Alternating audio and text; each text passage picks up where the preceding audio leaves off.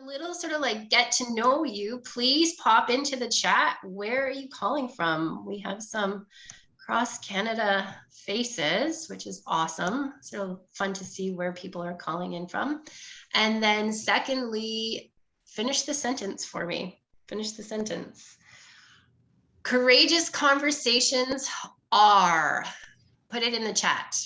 Be honest, like courageous conversations are, finish the sentence, put it in the chat. So powerful, scary, anxiety producing, necessary, readiness to be vulnerable and listen. I love that. Who said that? Franciscus? Awesome. Nice to meet you, Francisca. I loved your answer. Derek, welcome. Important, hard, scary. Sunny Edmonton, don't rub it in, Doug. Challenging, difficult. Awesome. Great.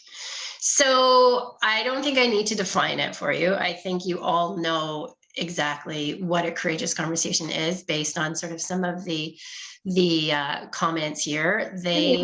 We know that courageous conversations usually sort of elicit a visceral response in our body.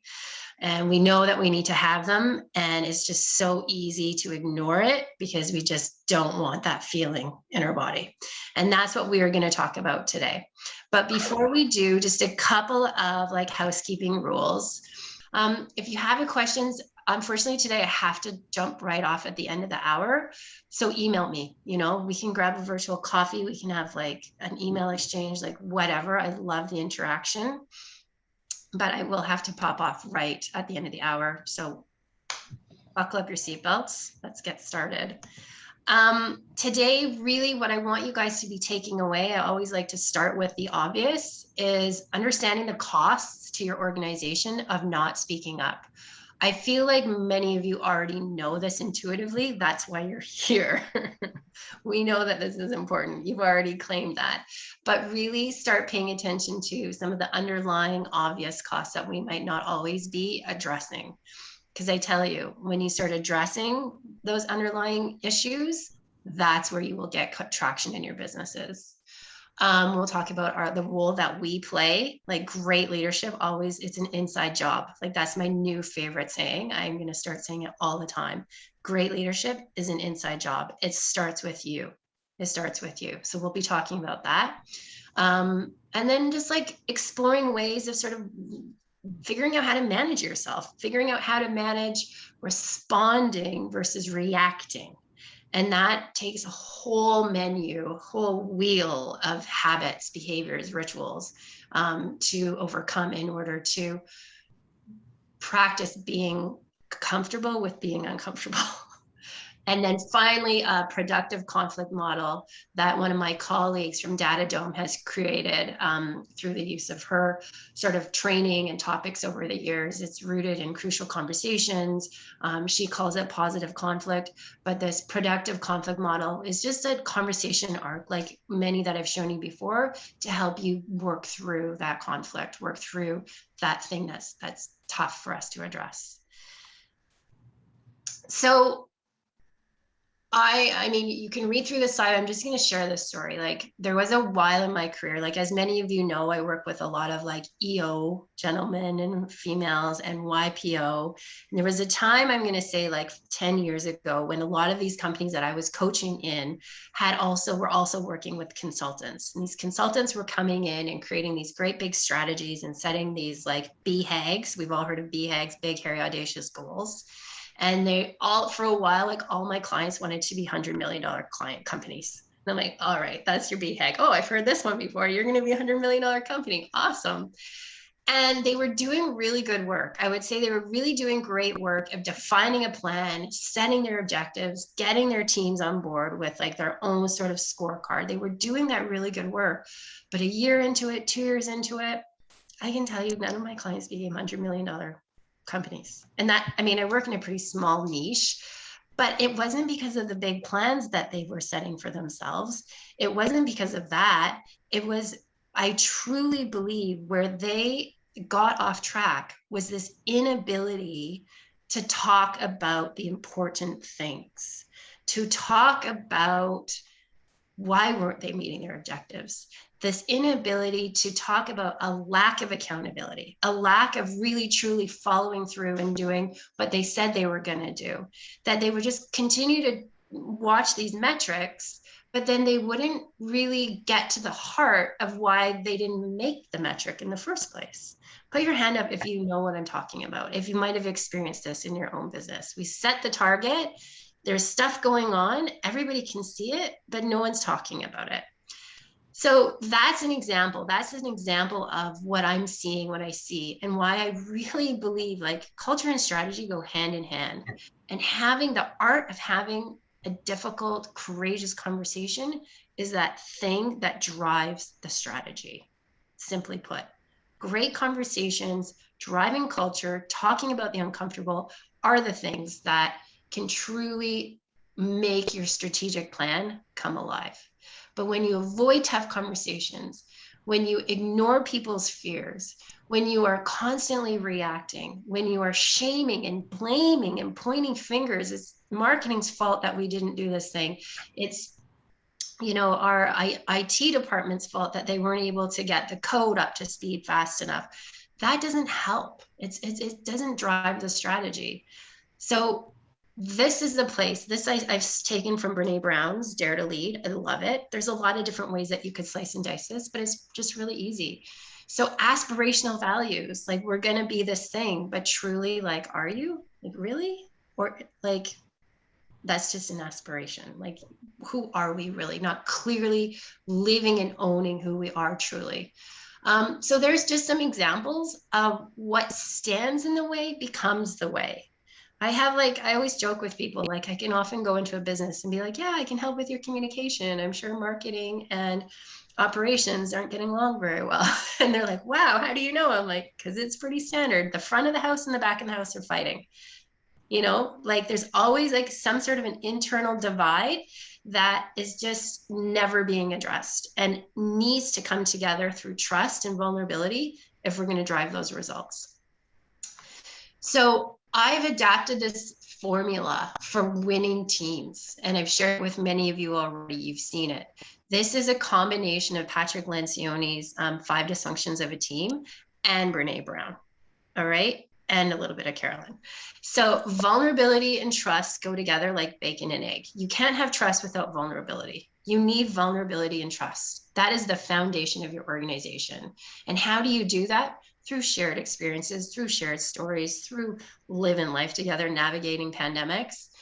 But they need, in conjunction with that vulnerability and trust, just as Francisca, I hope I'm saying your name right, said, you need the vulnerability and trust together. And we can practice that through courageous conversations. That helps foster it. And then when we layer on accountability, I actually did what I said I was going to do, and a commitment, I actually care about the business, then we've got rocket fire, rocket fuel, whatever the expression is. Then you got results. Marla, thanks for laughing at my joke. Right?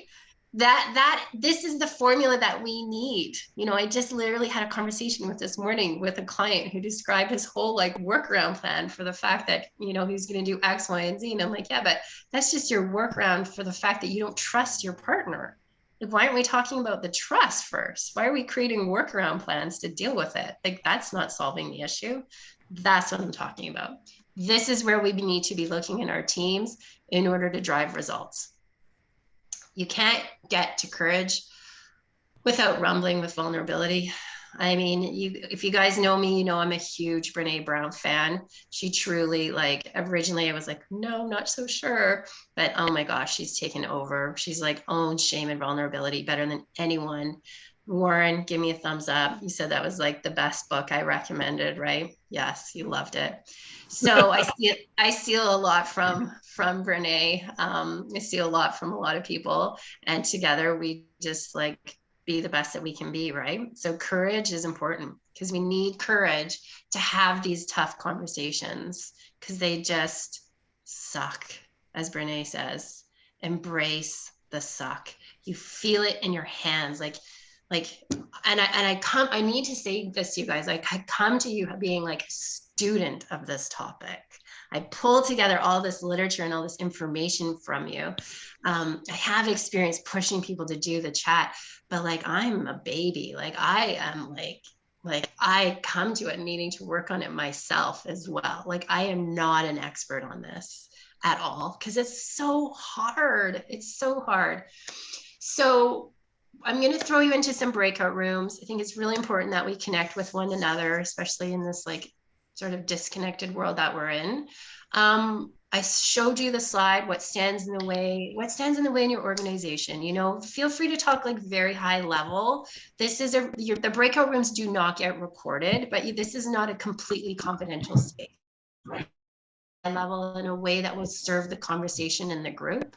How good of a job would you say your organization does at having courageous conversations? If the answer is good, share like why, like what is your secret recipe? If the answer is bad, share why. What do you think? We're not blaming and naming here, but just like what?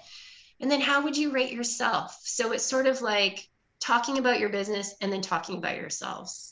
We're going to throw the questions in the chat today. I got some really great feedback from you guys after the last session about forgetting what I'd asked you to talk about. So we're going to throw them in the chat. I'm pretty sure you'll still have access to the chat when you're in the breakout. If for whatever reason that changes, we'll throw it in a different way. So get in there, introduce yourself, share what company you're coming in from. And we're just like taking a temperature check on courageous conversations in your organization and you. But a topic that came up for us, and I see this in my business all the time, is we don't spend a lot of time on one-on-ones or having conversations because we work in a professional services business, law firm, engineering firm, where time is money. Like I can't allot this on the balance sheet. So therefore, here's your work, get it done. Don't bring me any of your issues. Have any of you guys ever experienced that in your companies where like we just are here to get the work done and we don't have these conversations? Put up your hand. Maybe not the company that you're in now. Michelle, yeah. And so like the question for me is like, what's the cost of not? Like, what's the cost of the balance sheet of not? So I won't get into it. I want to hear from a few of you guys. Like, what were some of the themes that emerged in your breakout rooms? Yeah, Francisca, I think remote also is a cause of that for sure. Francisca, can you pop in? Can you talk? Can we see you? Can we hear your voice? Like, I want to hear more from you. There we go. Welcome. Way to be courageous. You're on mute. I'm just stuffing my mouth with food, so that's why. Okay, so pause for a second and elaborate on your point for 1 minute. Elaborate on this point for 1 minute. What are you seeing now in the remote world that maybe you weren't seeing before? Because you know, as you said on your formula, like trust is a big part of the success of courageous conversation. But when we actually see trust, it's not so much focusing on professional level. So trust is built when we as a person identify other person as trustworthy, and it's typically we do that when someone do what they say and they say what they do, right? So in that construct, actually personal connection help bridge that gap. So with professional interaction, there's only so much you can interact with someone, but actually on the personal level, it's kind of like it helps bridging that part. For example, when you said, hey, what you're gonna do tonight? Oh, I'm gonna see a movie. The next day we said like, oh, did you saw the movie? Oh no, I did something else. So if someone constantly, on like on the interaction basis, basically indicates a bit of bailout, like bailing activity, it affects that as a person as well. So I think like being able to show yourself as a consistent and basically on a personal level, it's actually helped bridge the gap and build trust on the professional level as well. Agreed. I love it. Yeah. And so as you said, like that, a little bit is that being broken when we're not together, like a little bit of that. Correct. Picture. So my next question, I'm just going to keep you here for a second, just like really quickly. I know I love it. Okay. You're welcome, putting you in the hot seat. I love it. No. How would you say, so the idea of courageous conversation, so we talked about vulnerability and trust, but like when you get that feeling like, oh, I got to talk to that coworker about that thing, like, you know it, like you're spewing all the literature here to me. I love it. How good of a job do you do at actually walking your talk? So actually, like there are two ways. I think because I do product development, I actually manage a lot of projects and I work with a lot of stakeholders. So with every single stakeholders, I have what we call as like a weekly call. So that on basically that sets the basically the what is it, the behavior that we are always able to talk and there's no way for us to escape. Basically, like so that's sort of like the routine that we built, right? So Mhm. when there is that routine that's built, it builds that basically connection with the people that we work. So at some point when there is like an urgent things or something like that, we I feel less hesitant to reach out and then just do like an ad hoc call. So I think in the time where routine interaction with other people, it's like we have less of that. We need to actually be more disciplined and creating that interaction on a periodic basis, I love which that. help. So what I'm Yeah, hearing you say is your organization's like started to create that culture of like, let's get this on the table. And because they've done that, you feel more confident to just step up and have the conversations, correct? correct. Okay. Yeah, I want to share my screen with you guys again, this benefits. Like, so we talked about the cost, like now we've got the benefits. Put your thumbs up if you can see the benefits. Chad, I'm looking at you. Awesome. So I can see. So increased understanding, access to new ideas, perspectives, and solutions. So when I hear professional services firms being like, no, we can't spend time on this, we got to just like output, output, output all day. Like the question to me is like, well, what are you missing? Like, how are you driving innovation? How are you doing things differently in your firm? Like, how do you continue to compete? And what's your advantage if you're just doing output all day, servicing the work? So when we can get into these courageous conversations, so many people avoid them for the fear of what it's going to cost. It's going to disrupt the ecosystem. It's going to make things worse. Like I can give you 1,000 reasons why people avoid these conversations. You could probably give me your own.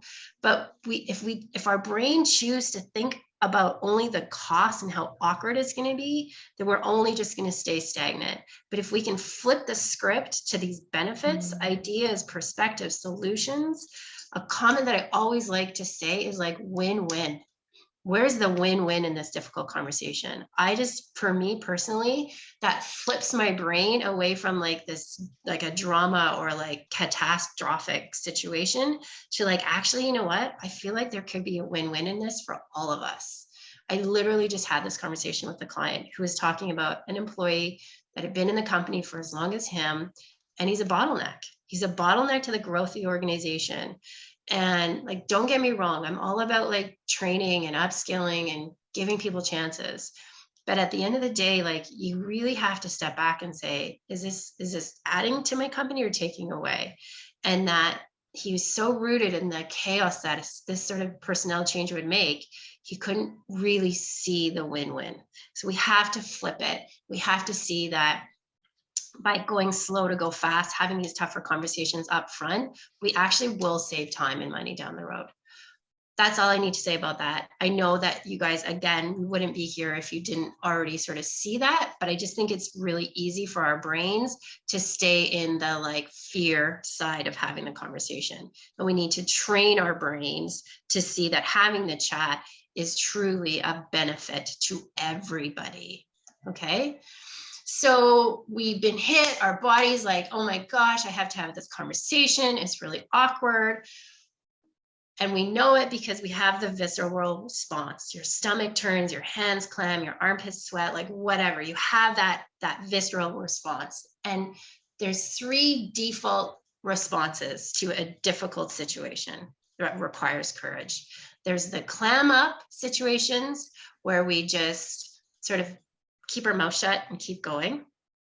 There's the amp up situation where I love this guy, Johnny Drama, the situation. We talk to everybody about it, except for the person involved, except for the person that it directly impacts. We catastrophize it. We Johnny Drama it. We make it crazy. It's a little nod to Entourage in my age. And then lastly, we blow up. We lose our mind. We get angry. Now, if you've been with me, you know I'm a massive fan of DISC, the DISC assessment. So dominant, influence, steady, compliant. If you have no idea what I'm talking about, don't worry. But in your name, so Derek, at the end of your name, you're going to put a letter. Who in the DISC profile do you think is most inclined to clam up? Everybody has to do this. I was just using Derek as an example. And if you have no idea what I'm talking about, then don't do it. But there's a lot of you on here that know what I'm talking about. So change your name. I'm just going to ask you some questions in real time. Who in the DISC profile is most likely to clam up? Change your name. Putting you guys on the spot. Chad, you don't have to do this because I don't think you know what I'm talking about, but that's all right. Who is most likely to clam up? How do you change your name? Top right-hand corner, you'll see three, hover over your screen, over your little image. Top right-hand corner, you'll see three little buttons. And if you click on it, you'll say rename.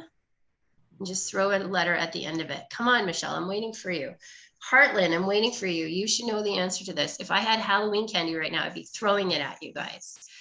Imagine Halloween candy. Who's getting the first Halloween candy right now? Who in the DISC profile is most inclined to clam up? Oh, Karina gets the Halloween candy. Yeah. What's your favorite Halloween candy, Karina?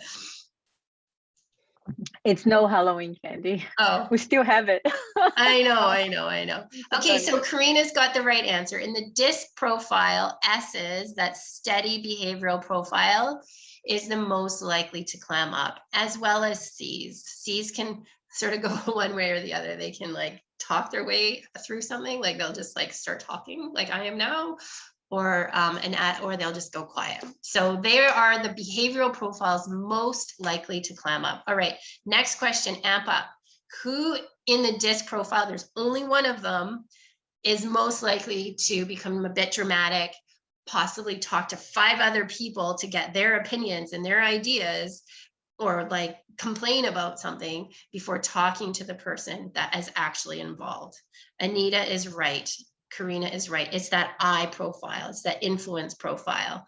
And then last but not least, the blow up. This is an obvious one. We've hit I, S, and C. So who's most likely to blow up in the DISC profile? All right, Karina, thank you for playing along. Thank you for leading the class. It's the D's. Listen, the reason I bring this up is because we need to know ourselves. Like, we need to know leadership is an inside job. Like, A, I've been triggered. B, what's my natural response? Am I going to clam up? Am I going to drama it out? Or am I going to take it out on someone? Well, now I know, okay, I'm a little bit of a Johnny Drama. I like to complain to a lot of other people before I actually address the situation. So personally, if I've been triggered by an email, a conversation, my big brother, there's no one that triggers me more than my eldest brother. We can talk about that another time.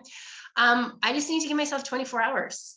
Like I don't try and fix it in my head. I just see it. I give myself 24 hours, catch my breath, and then as much as possible, rationally come back to it. I am not perfect at this. I am not perfect, but you need to know who you are. That's the first step in these courageous conversations.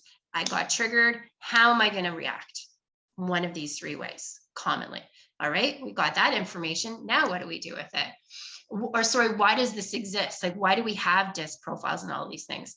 It has to do with nature versus nurture. It has to do with your cultural backgrounds, your family dynamics. It has to do with your like past experience at school, with what you've been told. You know, we've been raised by a pretty crummy school system where good and bad are a thing. Well, it's not necessarily true. Like winning and losing is a thing. That's not either. So just all of that goes into why we are this way. But back to the point I wanted to make before is like, okay, now I've got it. What do I do with it? Well, the faulty motive in a clam up situation is to avoid the conversation. But the impact of that is that it just stays the same. The thinking behind the amp up is that we'll avoid the conversation and I'll just vent all my frustration. But then obviously the situation expands, and we probably actually made it a lot worse by bringing all these other people into it. Like, we've actually escalated it. And then lastly, blowing up it's just like, we got to win. Like, I got to win. That's why we do it. And again, the situation gets worse. I just want to share like a quick story here. My little sister lives in London, England. She's like the vice principal of a posh private school, and through the pandemic was like change management. It's just been, I give props to our teachers and what they went through. And she really, like, coming from a private school, like, she's always the one sort of like dealing with the parents and their needs. And she was having these situations where families were like flying to Europe and coming back to school, and like, she had to like get in there. I'm like, did you get in them and there and tell them how wrong they were to do that and bring their kid who they just took to wherever, Greece, back to school during a pandemic? And she's like, no. She's like, no, Carolyn, see, like, this is me. I got to do my work. She's like, it's not about winning the point. I'm like, what? Of course it is. She's like, no, it's about just like everybody getting out of the conversation as unscathed as possible. And I love that from her, because I would want to run in there and make my point, like, this is wrong. And she's like, no, we need to just like get all the information on the table and let everybody see it. There's not a winner and there's not a loser. Okay. So that's just an example. My sister's got great emotional intelligence. And that's what we all want to strive to have. But how do we do that? How do we, when we've been reacted, how do we respond? Well, we need to stop and recognize that we've been reacted. We need to ask ourselves, what does a win-win look like in this situation? What do I want? And what do I want to avoid? I don't want to avoid making the situation worse with these parents. I don't want this to cause like more damage to the culture of the organization. So what do we want and what do we want to avoid? You need to have these conversations with yourselves. You need to do your inner work before you step into the courageous conversation. And then you got to just step into productive conflict, the courageous conversation, whatever you want to call it, with that thinking in mind. What does a win-win look like? But before you go into it, you need to prepare, which is what I've talked about in many other conversations. If you've been triggered, how has your person that you're talking to been triggered? What's their behavioral profile style? What's their natural default faulty motive? Are they going to lose their mind at you? Are they going to clam up? How are you going to respond to their communication style? So that's the preparation you need to do before you go into the conversation. All right. So throwing you into a breakout room again for 9 minutes. What do you know about your most common default approach? What impact does it have on you and the others? I'm just going to share the screen here, and we'll throw these into the chat as well. Thumbs up if you can see the breakout room discussion points. Can you see them? Yes, thank you, Rhonda. What impact does it have on you, others, and the results? Like, I know I can get dramatic and I can just bring people in, and I'm trying to like be patient. What habit do you need to adopt? This is, Derek, we talked about practicing responding versus reacting. What are the habits that you practice? I talked about me giving myself a 24-hour rule. What habits do you need to adopt in order to not slip into your faulty motive? So as you guys all know, there's still people, they'll be coming back. I always squeeze so much into my webinars.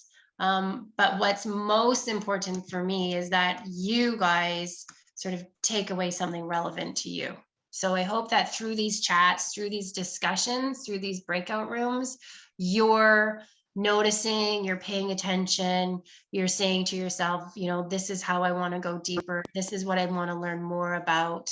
So I'm going to take this offline and keep learning, if that makes sense. Okay. So we'll just quickly wrap up here in the last 5 minutes. I'm going to blow through the last 5 minutes, which is sort of a shame, because I'm going to share with you the productive conflict model, which is a part of having a courageous conversation. So Doug, give me a thumbs up if you're looking at the productive conflict model. Thank you. So like I said, this model was created by a company called Datadome in the States that I work quite closely with.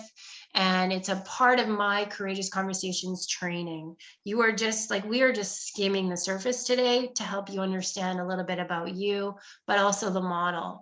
So the conflict, the situation, the aggression has occurred. We need to have a conversation. Productive conflict starts with assessing ourselves, assessing how we respond. What am I going to do? Assessing who I'm talking to. Once that work's been done, we walk through this model, identify the common goal. What does a win-win look like when we work through this together? Instead of the yeah, buts, let's find the ands. And then what? And then what? So we want to get this through this conversation. We want to build a closer relationship. Like that could be the common goal. We need a stronger working relationship. That's why we're having a conversation. Let's listen and learn and ask questions. Derek talked about that in his in our breakout room. Like, hi eyes, like we want to know all the answers. We have all the answers. We want you to think that we're credible. So we're going to talk more than we ask questions. So really be a little farmer out there, ask the questions. We're mining for information, surface, surface, surface. Then we can share. This is how this experience made me feel. This is where this conversation is a little bit different than a coaching conversation or an influencing conversation. Like, let's get on the table what happened, how that made me feel without naming and blaming. So we want to educate one another. We want to give each other some context, give each other more information. You know, Brene Brown talks about like the story I tell myself. That line in her book, Dare to Lead, like that is like, I pump that all the time. I'm like, what is the story I'm telling myself? So what's the story versus the facts? How often do we go into a conversation and like this, and this? And I call people out all the time. I'm like, where's the facts to back that up? And they're like, oh, I don't know. That's just my story. So what's the story you're telling yourself? Share about it. And then do not walk out of the room until you can commit to action, some sort of action equally. What's the agreement that you're going to make? How do we get buy-in? You know, I will say sometimes agreeing to just like get the story out on the table and then agreeing to come back at a later date to talk about is okay. But if that could also just be a coping mechanism of just delaying and delaying and delaying. So that it can be a little A action, like let's set up another meeting in 48 hours to talk about it, or a big A action, like let's create this agreement that when X happens, I don't know, I'm going to scratch my nose because you're triggering me. I don't know. Like you're going to come up with it in the conversation with your people. You're going to receive a copy of this model again in your follow-up email to us. On the left-hand side, you can see all the destructive behaviors. You know, Carolyn would have, if I was my sister, I would have rushed into those conversations with those parents being like, you were wrong to take your children to Europe during COVID. That would not have yielded any productive outcome. Luckily, it wasn't me in her role. Okay. So looking at the left side, know what we're trying to avoid, and looking at the right side is exactly what we're trying to create. Identify the goal, inquire, get information, surface the pain point, share the context, share the story that you're telling yourself, and then commit to action. That's the model.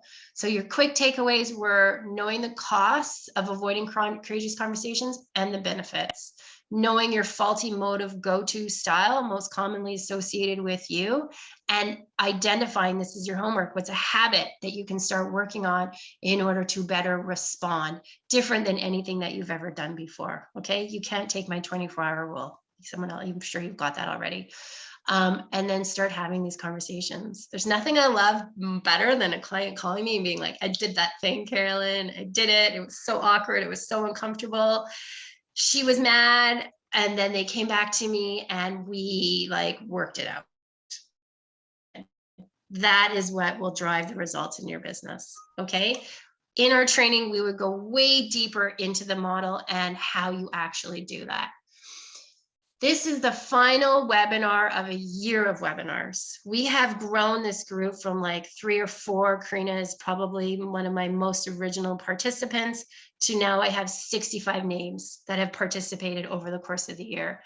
There's great people on here. I want to bring you together more consistently to share with one another. So in 2022, we are going to be launching 2 leadership performance programs. One for emerging leaders and that focus will be really on the self, and the other is for experienced leaders. That's on how to lead others. We're going to be having an information session on that in January. And like I said, the beauty of that is bringing people together from non-competing industries, leaders, to share their best practices and grow with each other, transform with one another. The QR code, this is Jen's little new baby. I love it. Take a picture of the QR code so that you can register for more information in January. We're just working out some of the details. If you already have feedback on topics or, you know, things that you might want to see as a part of this program, like, let me know. If you have a better name for it, let me know. Our marketing department has not really been delivering, meaning I don't have a marketing department. So let me know about names. And then we're also redesigning the webinars for 2022. So if there's some topics that feel really topical in your organization right now that you want more information on, send them my way. You know, psychological safety, which is a part of Courageous Conversations, that's a topic that I see myself adding to the plate. Cognitive biases, that's a topic that I see myself adding to the plate. So keep thinking, where is a leader? What topics interest you? And how can we here at Better Your Best help you with that learning? Send those ideas my way. All right. So book club is next week. You have a week to read it if you haven't read it and you want to participate. Some of you have already signed up. This is Surrounded by Idiots. This is more about that disc stuff. It's quite funny. But that's happening next week. I do book clubs. We do webinars.